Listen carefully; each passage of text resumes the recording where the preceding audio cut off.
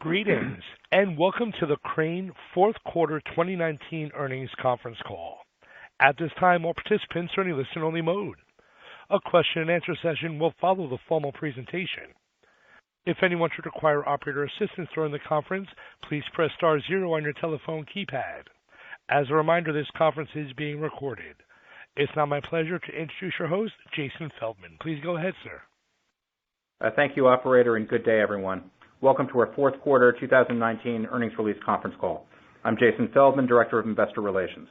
On our call this morning, we have Max Mitchell, our President and Chief Executive Officer, and Rich Maue, our Senior Vice President and Chief Financial Officer. We will start off our call with a few prepared remarks, after which we will respond to questions. Just a reminder, the comments we make on this call may include some forward-looking statements. We refer you to the cautionary language at the bottom of our earnings release and also in our annual report, Form 10-K, and subsequent filings pertaining to forward-looking statements.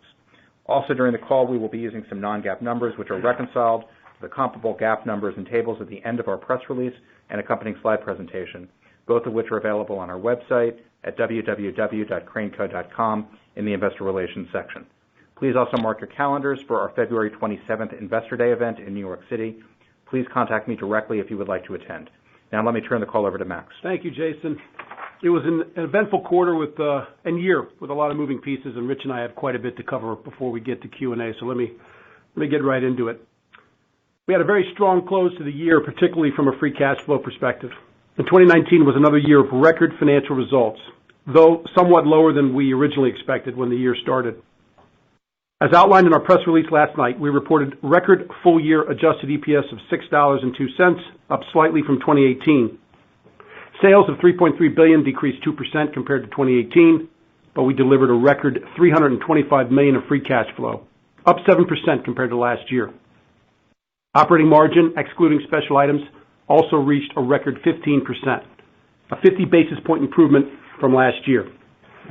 Fourth quarter EPS, excluding special items, was $1.58 per share compared to $1.64 in the fourth quarter of last year.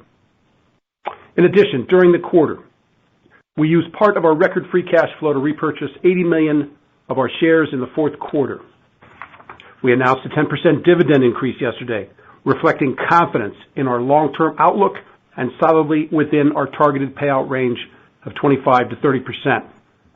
We initiated a new round of repositioning in our fluid handling business, which will generate $10 million of savings in 2022, incremental to the repositioning actions we began at the end of 2017. And after making the decision to pursue CIRCOR last spring, and that process concluding unsuccessfully by August, we were subsequently invited by CIRCOR to participate in the process for the sale of their instrumentation and sampling business. We signed a definitive agreement to acquire this fluid handling business in late December, and we expect it to close within the next week. We also announced today that we acquired Cummins Allison in our payment business, which closed on December 31st of 2019. And even after all the activity over the last quarter, our balance sheet remains strong, and we retain substantial flexibility for further capital deployment. Looking ahead, we have a lot of exciting opportunities in 2020, but also a few near-term demand challenges. Based on our current outlook, we expect 2020 adjusted EPS of $6.20 to $6.50, with free cash flow of $330 million to $360 million. This guidance includes the impact of Boeing's 737 MAX production pause, as well as the previously discussed impact of the U.S. government's currency destocking. Assuming both of these items resolve themselves in 2020, as we currently do, we would still expect to achieve our 2021 adjusted EPS target of $7.50 to $8, barring any macroeconomic surprises. Before I turn it over to Rich for some additional financial details, let me discuss some added highlights of 2019, our recent acquisition activity, and our 2020 outlook. Starting with the 2019 environment and our operational performance, we executed extremely well in a challenging period. We adjusted quickly and effectively to unexpected changes in demand, both at Engineered Materials and at Crane Currency. We also continued to aggressively invest for organic growth while continuing to drive efficiency and productivity throughout our businesses. We will discuss more at Investor Day, but a lot of exciting activity across our businesses on growth initiatives, continued execution on technology roadmaps across aerospace and electronics, new retail solutions at Crane Payment Innovations, new technology advancements and continued wins at Currency, and new product introductions across fluid handling. Our earnings last year were impacted by two market-related issues. As we discussed last quarter, the U.S. government demand for Crane Currency substrate was impacted during the third and fourth quarter due to customer excess inventory. We provided a lot of detail on this topic during our last earnings call, and there isn't much new to report. We believe that the destocking process is well underway, and we continue to expect a reversion to a more normal demand levels in the U.S. government's next fiscal year, which starts October 1st, 2020. The rest of Crane Currency and our Crane Payment Innovations business both had very good years. We also saw weaker than expected demand in engineered materials related to recreational vehicles, with dealers reducing their inventory levels over the last year or so. We believe this process is close to complete, and we expect volumes to decline only slightly next year. Elsewhere across our portfolio, the year unfolded much as expected, with fluid handling volumes approximately in line with expectations. At fluid handling, we over-delivered on productivity and repositioning initiatives, with margins better than expected. At Aerospace and Electronics, demand was stronger than expected in 2019, particularly for the aftermarket. Consequently, both sales and margins exceeded our expectations. Moving to our recent acquisition activity. We signed a definitive agreement to buy CIRCOR's instrumentation and sampling business for $172 million, and the transaction should close in the next week. For 2020, we expect that this business will have sales of approximately $70 million with solid margins that will be modestly dilutive to the fluid handling segment in the near term due to our current estimate of intangible amortization.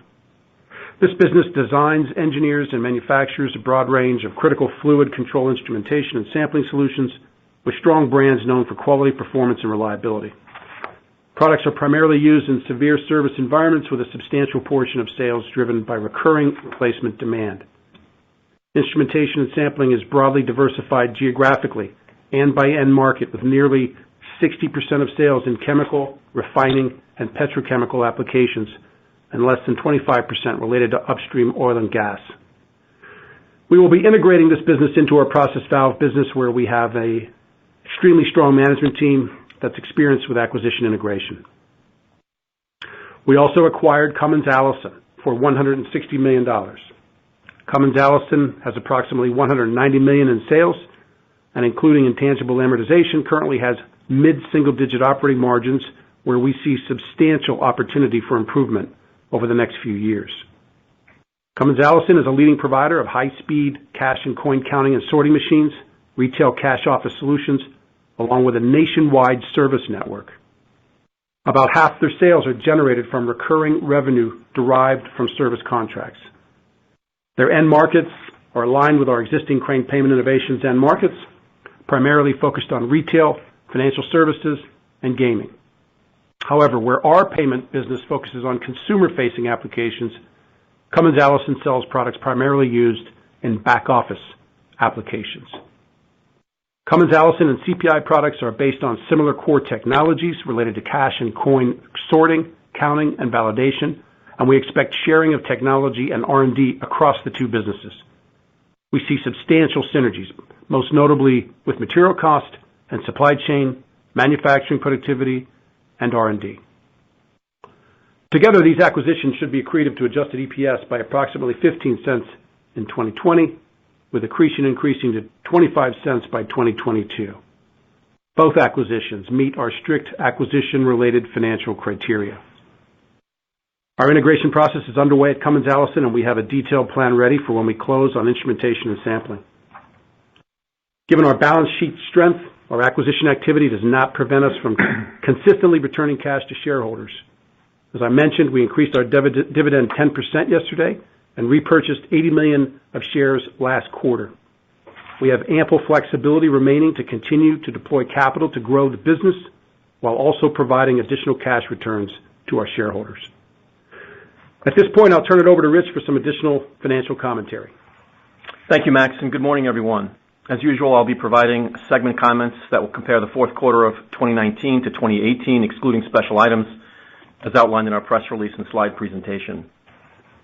Starting with fluid handling, sales of $277 million declined 1%, driven by a slight core decline and unfavorable foreign exchange. Fluid handling operating profit increased 9% to $37 million, with operating margins of 13.5%, 120 basis points higher than last year, reflecting productivity and repositioning benefits.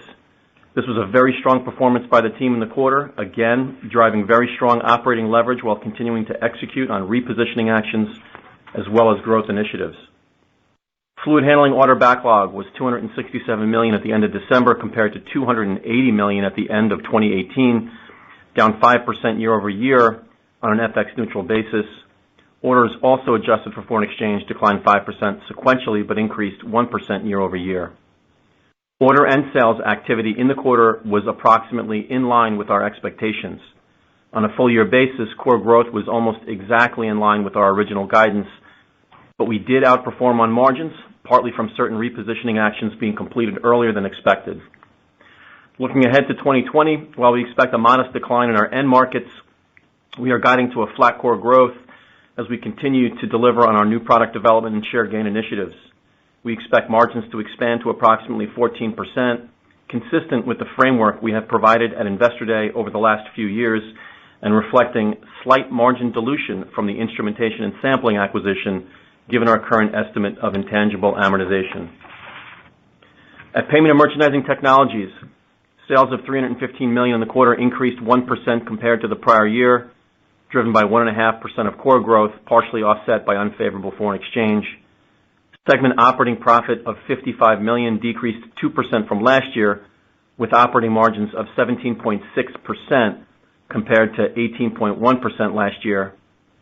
Notably, however, margins did improve more than 300 basis points sequentially, reflecting higher sales volumes and cost control actions following the temporary reduction in U.S. government currency demand.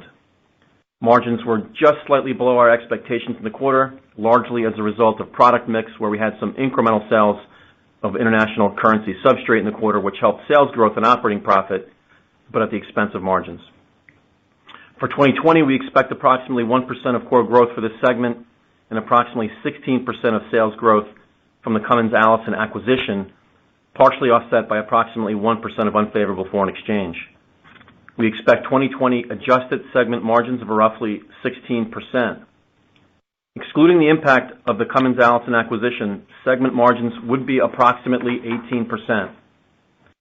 Over the next few years, we expect to get Cummins Allison margins in line with the overall segment average, so there is no change to our long-term margin outlook for this segment of 18 to 22%. At Aerospace and Electronics, we had a strong finish that capped off a great year in 2019. In the fourth quarter, sales increased 3% to $203 million, with segment margins of 23.8%, up 100 basis points compared to last year.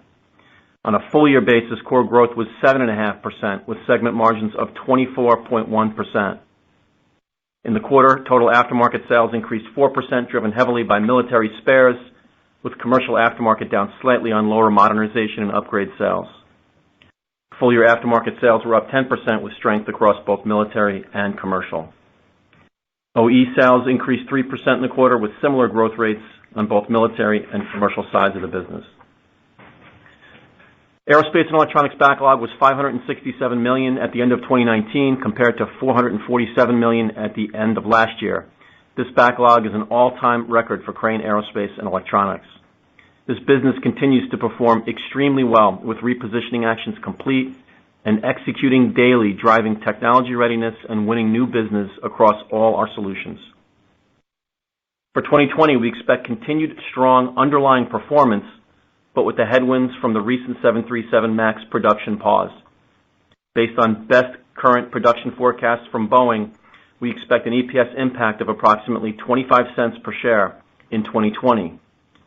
Until Boeing publicly communicates their build expectations, we are not going to provide any additional details on this topic.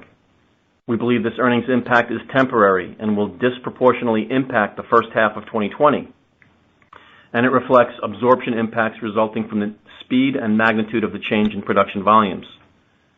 For the segment overall in 2020, we expect a 3% decline in core sales with segment margins of approximately 23.5%.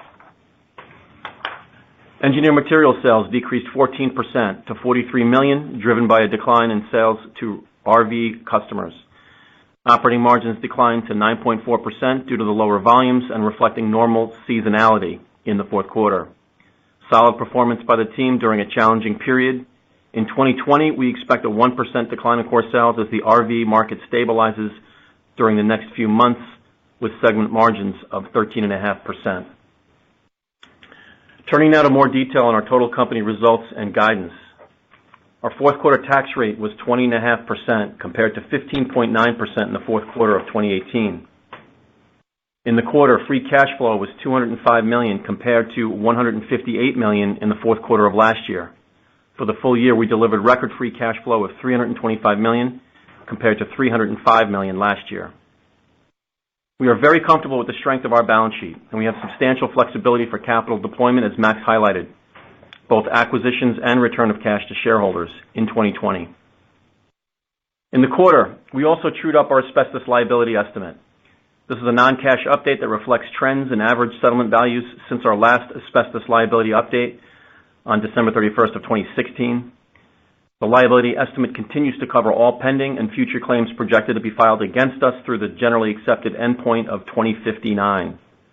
I would remind investors that the December 2016 liability estimate update was completed shortly after the New York State Court of Appeals issued its opinion in Dummett v. Crane Co., and that update reflected our best estimate of the impact that Dummett would have on asbestos claims in New York. Based on our experience in the post-Dummett litigation environment over the last 3 years, we are now able to further refine our estimates of settlement and indemnity payments and defense costs, resulting in an additional non-cash after-tax net asbestos provision of $181 million.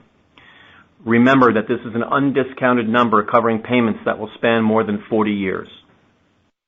Despite this update, there is no change in our near-term to medium-term outlook for annual average cash outflow. We continue to expect asbestos-related annual after-insurance and tax cash outflow of approximately $40 million in 2020, consistent with the average cash outflow in recent years, and with annual cash outflows stable to gradually declining in the years ahead. While this is a lifetime estimate due to uncertainties in this asbestos litigation environment, as well as uncertainties inherent in the estimation process, future reviews may result in additional adjustments to our total asbestos-related liability. It's also important to remember that in addition to aggressively managing our asbestos liability case by case, we have also pursued a strategy to outgrow our asbestos liability for many years, and we have delivered strong free cash flow growth over the last decade as our asbestos-related cash outflow has declined. For context, our asbestos-related cash outflow, net of insurance, peaked in 2011 at $79 million, and in that year we generated $115 million of free cash flow. In 2019, asbestos-related cash outflow net of insurance was $41.5 million, and we generated a record $325 million in free cash flow. For additional information, please see the company's Form 8-K filed with the SEC today. Looking ahead to 2020, as Max mentioned, our EPS guidance, excluding special items, is in a range of $6.20 to $6.50. We also expect free cash flow in 2020 of $330 million to $360 million. There are some additional details in the slide presentation that is available on our website, but other key assumptions in our guidance are a tax rate of 21.5%, corporate expense of $67 million, a diluted share count of 60 million, and capital expenditures of $75 million. Net non-operating expense is expected to be approximately $39 million, inclusive of $47 million of net interest expense. Just some added color regarding the cadence of earnings throughout the year. Earnings will be weighted towards the second half of 2020, primarily driven by three factors: a second half return to more normal production rates in our U.S. currency business, a resumption of 737 MAX production and ramp up later in the year, and acquisition accretion, which will build incrementally as the year progresses. For the first quarter specifically, we do expect a decline in EPS compared to the first quarter of 2019, with first quarter EPS at approximately 20% of our expected full year EPS. While this is a smaller first quarter earnings contribution than we typically see, the year-over-year first quarter decline is driven primarily again by the 737 MAX and the U.S. currency comparison. Let me turn it back over to Max for some additional comments before Q&A. Thanks, Rich. I look forward to seeing many of you at our February 27th Investor Day. In addition to reviewing our core businesses, we will provide an update on our multi-year earnings growth outlook. The highlights are similar to what we have discussed in the past. We continue to execute extremely well in mixed markets. We continue to accelerate growth investments across Crane with increasing evidence of substantial traction. We will continue to prudently return cash to shareholders, and we are taking a more assertive approach to acquisitions while maintaining our strict capital discipline on inorganic growth. We're also going to highlight how we think about our businesses and portfolio at Crane, with added insight into describing what we own and how we operate our assets, while also providing further examples of how we continue to use CBS as a differentiator, running our core business, and how it will continue to drive M&A opportunities. Overall, it's a compelling story, and we look forward to sharing more with you next month. Operator, we're now ready to take our first question. Thank you. We're now conducting a question and answer session. If you'd like to be placed in the question queue, please press star 1 on your telephone keypad. A confirmation tone will indicate your line is in the question queue. You may press star 2 if you'd like to remove your question from the queue. For participants using speaker equipment, it may be necessary to pick up your handset before pressing star 1. One moment, please, while we poll for questions. Our first question today is coming from Ken Herbert from Canaccord. Your line is now live. Hi, good morning, Max and Rich and Jason. Morning, Ken. Good morning. Hey, Max, I just wanted to start off in fluid handling. I mean, you're guiding to basically flat core growth in 2020. Can you just unpack that a little bit for us in terms of expectations of share gains versus some of the expectations in some of the core end markets? Obviously, I know you've got the acquisition that's going to help there, but how should we think about the fluid handling core growth and some of the key moving pieces there? Yeah, so Ken, just I'll take some of this. I would say overall, just to sort of recap a little bit, we finished 19 sort of right in line with what we thought, right, overall from a core growth perspective. As we exited the year, overall, when you break it up and you look at process versus commercial, on the process side of the business, again, a solid year last year and now cascading into 2020, we do see, a market that's going to continue to be down. We've been very successful throughout 2019 on core growth initiatives that helped offset what was also a challenging end market, but we do expect end markets to be down in the process side in 2020. We are overcoming some of that down market with continued share gains with new product development and so forth. If I look at the commercial side of the business, we had a very strong year last year as well, as part of that 4% core growth that we delivered, and we see that just abating a bit. So that puts a little bit of added pressure when you compare it to 2019. So although we still see core growth across commercial, not as great as we did in 2019. Okay, that's helpful. Thanks, Rich. And if I could just quickly on the Max, the 737 Max, can I assume from your comments that you're effectively maintaining your cost structure and your headcount and everything else in anticipation of a production ramp in the second half of the year, or are you looking at any cost actions now to maybe help with some of the near-term mitigation? No, we're not planning any cost reduction initiatives, Ken. So we're assuming this is temporary, and we're going to continue to invest in the business. Okay, excellent. I'll pass it back there. Thanks, Rich. Yep. Thank you. Our next question is coming from Kristine Liwag from Bank of America. Your line is now live.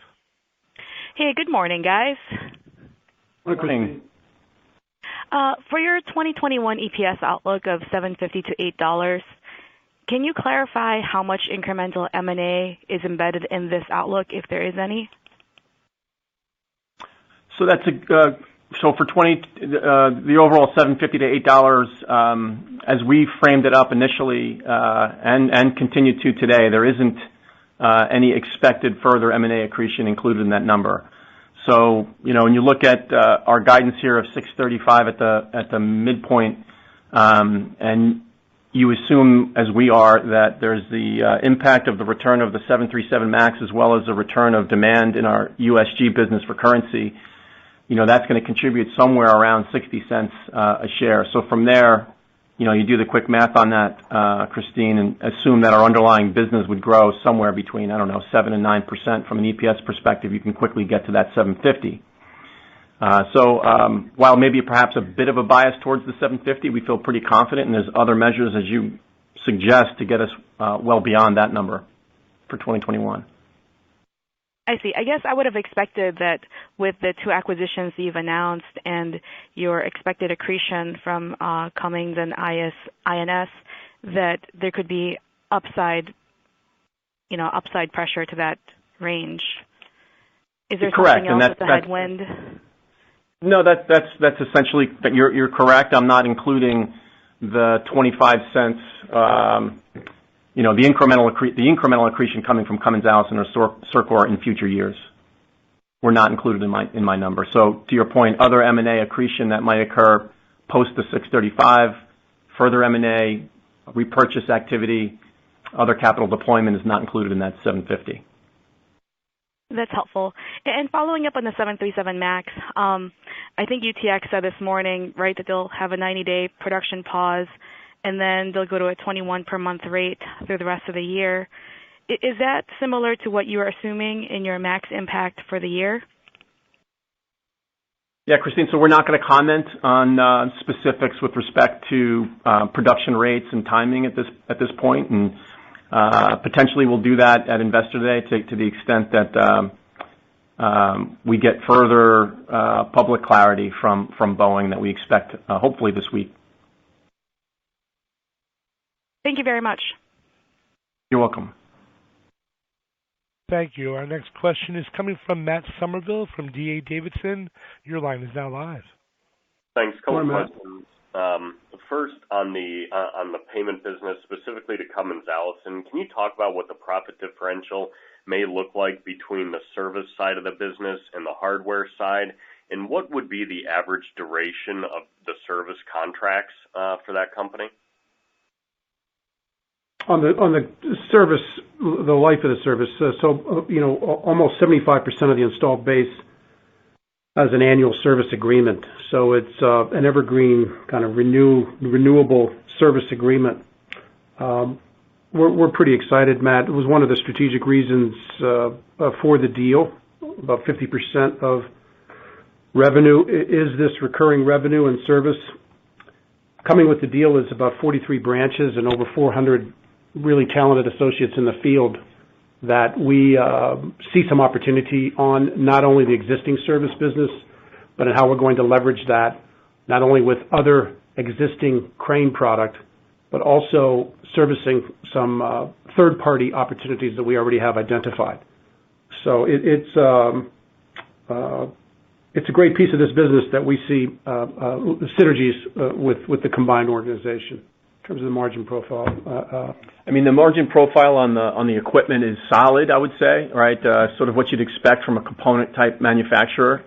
On the services side, I would say modestly higher than what we're seeing on the equipment, with opportunity in our view from a pricing perspective as we look out.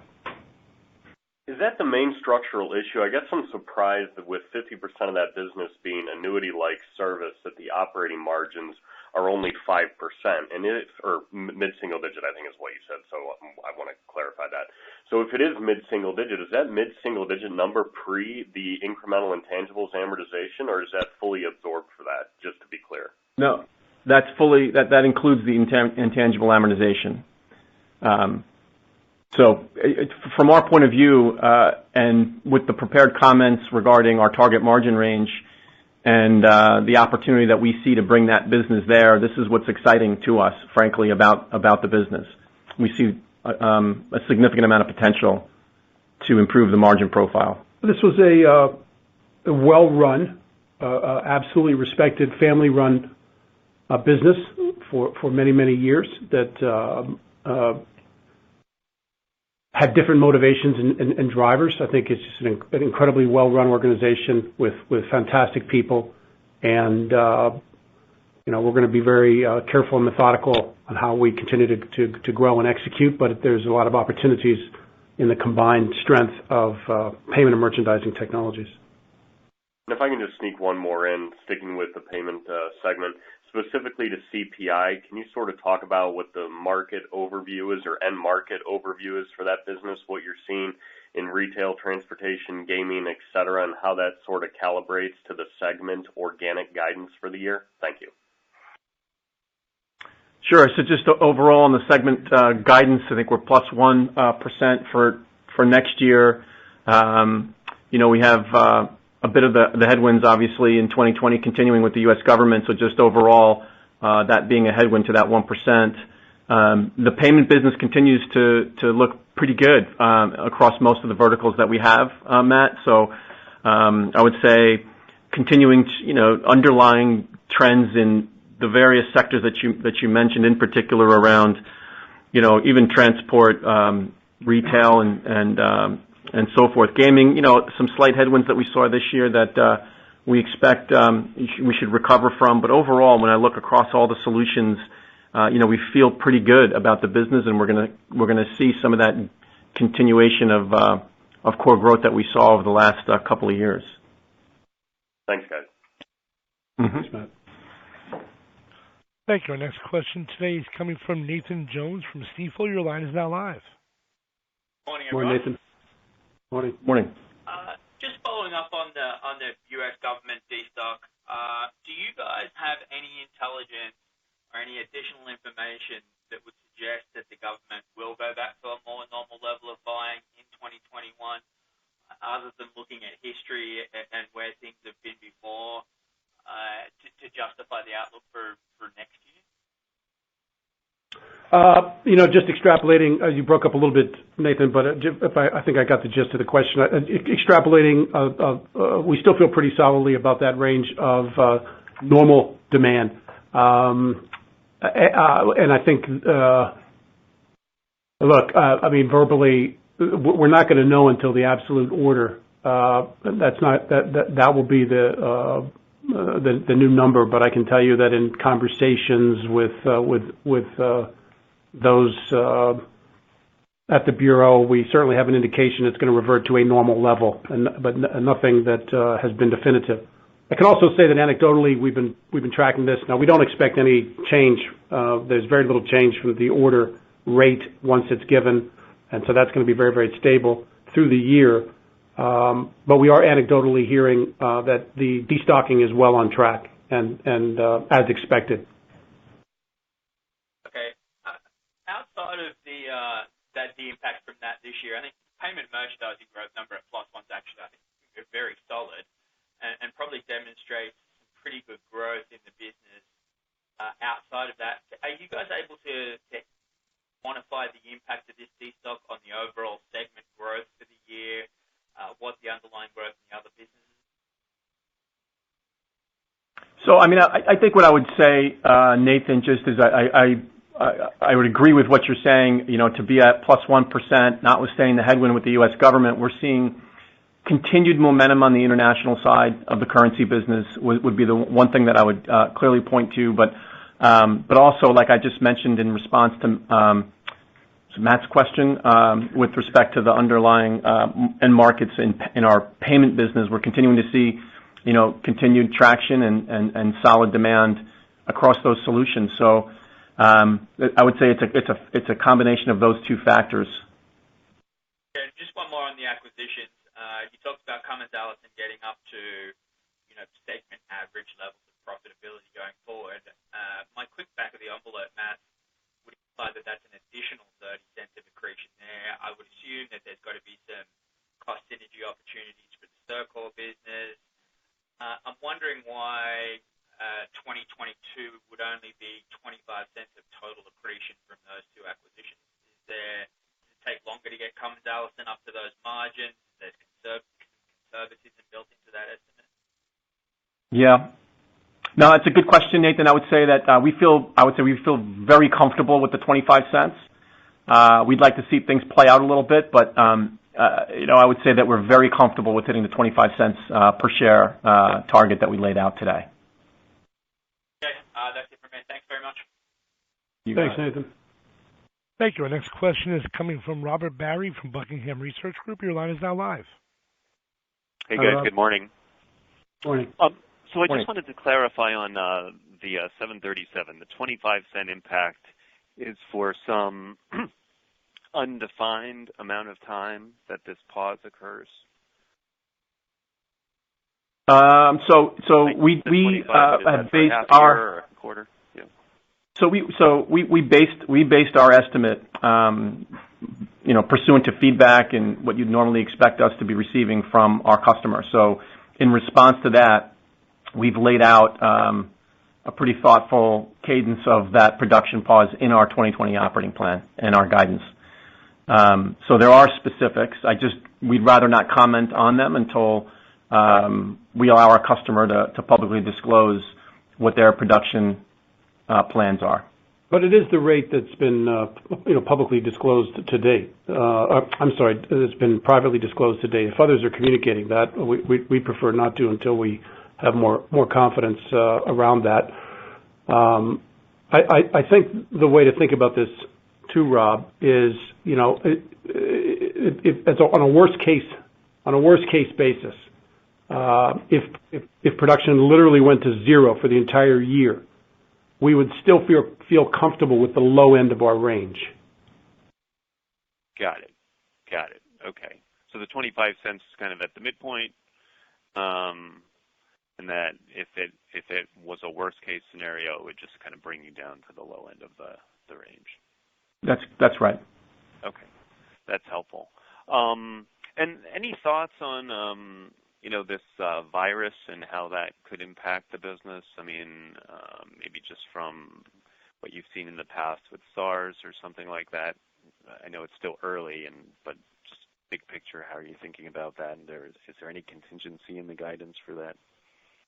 There is no contingency in the guidance for the coronavirus. I think this is something that everyone is watching carefully. I know we are, and gathering intelligence, having lived through SARS as well, and understanding the ramifications. I think watching this play out, it's been quiet the first week because it happened to be conducted over the Chinese New Year, when things were already down, when things were quiet, when the government was able to continue to ratchet up some countermeasures, and then we saw the spread into a couple of other countries on a minor basis. I think we're in close contact with our leadership in China that is making some calls. We've extended slightly the Chinese New Year in terms of returning that matches the government actions. I think this is something that's going to play out here real time, day to day, Rob, and is a concern, but it's going to impact. It's something that we're all going to have to be faced with and deal with shortly, depending on the continued severity, spread, so forth. I think, as I think about this, the risk is not so much with from a materiality standpoint, it's not so much with our existing facilities and dependencies. It's more the broader supply chain. It's going to be what happens in the Chinese supply chain all in. And when I think about that, some of the end segments that are a little more dependent than others would be fluid handling, payment and merchandising, A&E very little, and engineering materials nothing. So that's kind of how I'm thinking about it. There's going to be a lot to learn every day as we move forward, and I'm sure investors are all in tune with this as well. Got it. So you don't see it as much of a arrow kind of reducing travel, flight hours, aftermarket impact. It's more of in terms of I was speaking specifically to supply. Yeah, I was speaking specifically to supply chain demand, but in terms of impacting end markets, for sure. I think the transportation industry. I think we're already seeing signs of reduced travel, so forth, that is going to play out. How deep, how severe? Early days. Yeah, just too early. I guess just lastly, was wondering if you could help us on how we should think about the cadence of growth in payment. I mean, frankly, after seeing 3Q down so much on the government contract stock, it was a little surprising to see 4Q kind of rebound. I mean, is it your should we model the payment business like down in the first half and then up a lot potentially in 4Q if there's assumed return to normalcy in that contract, or how should we think about the cadence of growth in payment? Yeah, Rob, we'd rather not get too deep into the segment quarterly splits. I mean, we'll go down a lot of roads here with the different businesses. What we can do is make sure that we address this during Investor Day and provide that color for you so that things become a little bit more clear. It's a little bit more challenging giving even the moving pieces within that business itself, right, between what's international and what's U.S. government, and so you can really wind up unpacking quite a bit there. So if that's okay, we'd like to update everybody during Investor Day. All right. Thank you. I'll pass it on. Thanks, Rob. Thank you. Our next question is coming from Damian Harris from UBS. Your line is now live. Hey, good morning, guys. Good morning. So wanted to ask you about currency, thinking outside of the current destocking cycle going on at the U.S. Fed.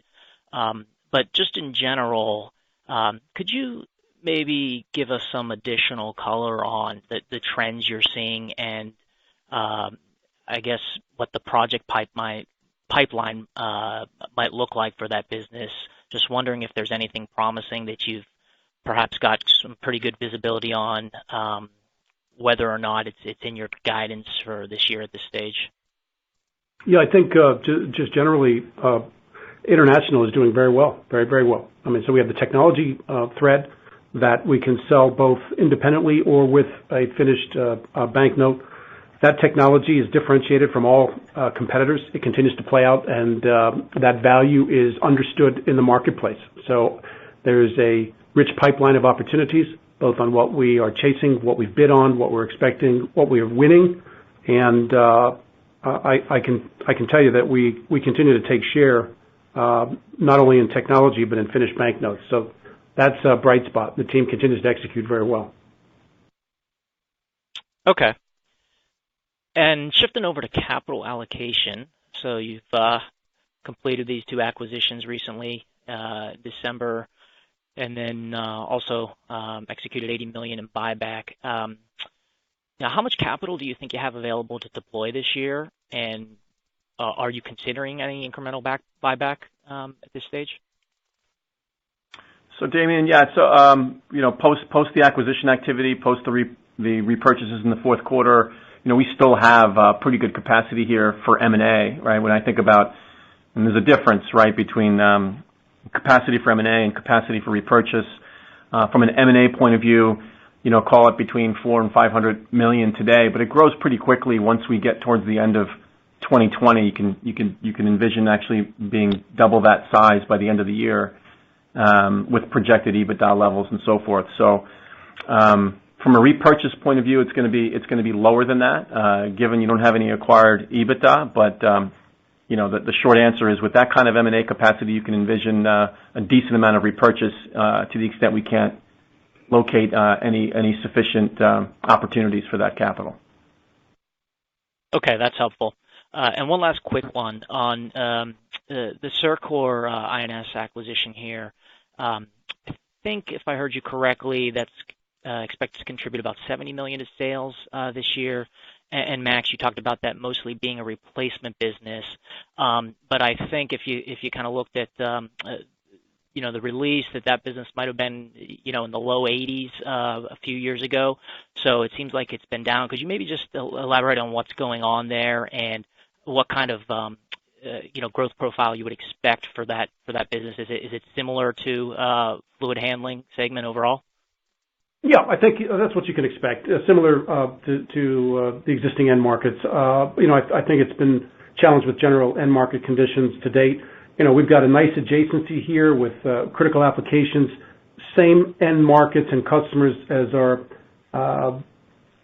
process valve business, and focused on chemical, petrochemical, 50% MRO, nice margins, just a solid business.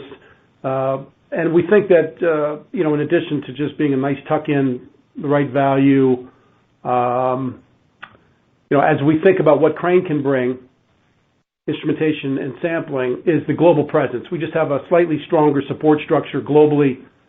Saudi in particular, we're looking at accelerating some enhanced localization that we already have well underway.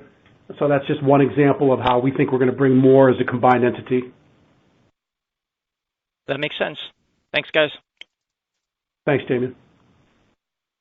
Thank you. Our next question is coming from Brett Lindsey from Vertical Research Partners. Your line is now live. Hey, good morning, everyone. Brett. Hey, good morning. Just wanted to come back to fluid handling. Orders up 1% on a two-year stack. I mean, it's similar level to the Q3. So it doesn't appear there's a sharp erosion in the business. Could you just characterize the customer tone, expectations for capital budgets? Just a little bit more color on, your market outlook for 2020 by vertical.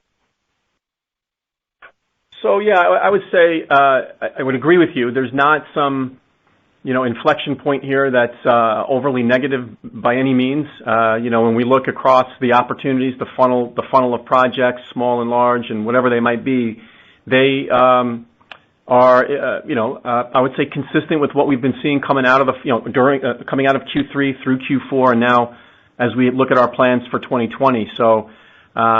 Chemical, I would say, there's some stability there. The market's, perhaps just a little bit down, but not in any significant way. Same with general industrial. I would sort of pack those two together.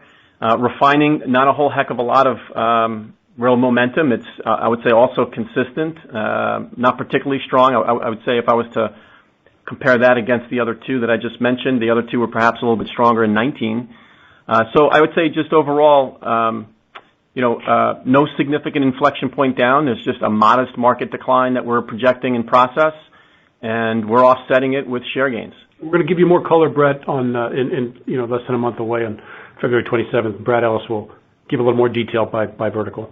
Okay, great. And then maybe just one more in fluid handling. So the $10 million of incremental restructuring you're doing, how's that feather in, over the next couple of years? I guess what's the embedded assumption for 2020? Because it looks like you're, obviously still looking for some margin expansion there. Yeah, most of those savings, almost all of it, is going to be not in 2020. So that most of the activity is going to take place to actually restructure the business next year and even into the following year. So it'll be those savings are substantially outside of 2020. Got it. Helpful. Okay, thanks a lot, guys. Yep. Thanks, Brett. Thank you. As a reminder, it's star one to be placed in the question queue. Our next question is coming from Nathan Jones from Stifel. Your line is now live. Hey, guys.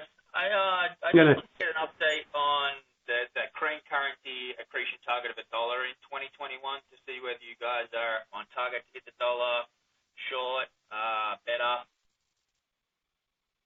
Yeah, so I think Nathan, what we've been saying in that regard is that we'll have our cost base set up to ensure that we could hit that $1 by 2021. I would say, the timing in terms of when the volumes are there for us is a little bit less clear. As we've talked about, there's a bit of lumpiness in the business. But without question, our cost base is set up for us to achieve that $1 by 2021. Okay, thanks. That was all I had. Okay. Thank you. Thank you. We've reached the end of our question and answer session. I'd like to turn the floor back over to Max for any further closing comments. Thank you all for joining the call today. We have some temporary headwinds this year, but I'm excited about our outlook, and I believe Crane is extremely well positioned for the future. I cannot say enough about our incredible management teams across the globe and across our organizations. I look forward to seeing many of you at our Investor Day event, February 27th, where I will share with you more about how we think about our businesses and our portfolio and how we see it evolving over time. In the words of the late great Congressman and civil rights advocate Elijah Cummings, you must have confidence in your competence. At Crane, I assure you we have both, extremely competent across our businesses and confident in our path and future. Thank you for your interest in Crane and have a great day. Thank you. That does conclude today's teleconference. You may disconnect your line at this time and have a wonderful day. We thank you for your participation today.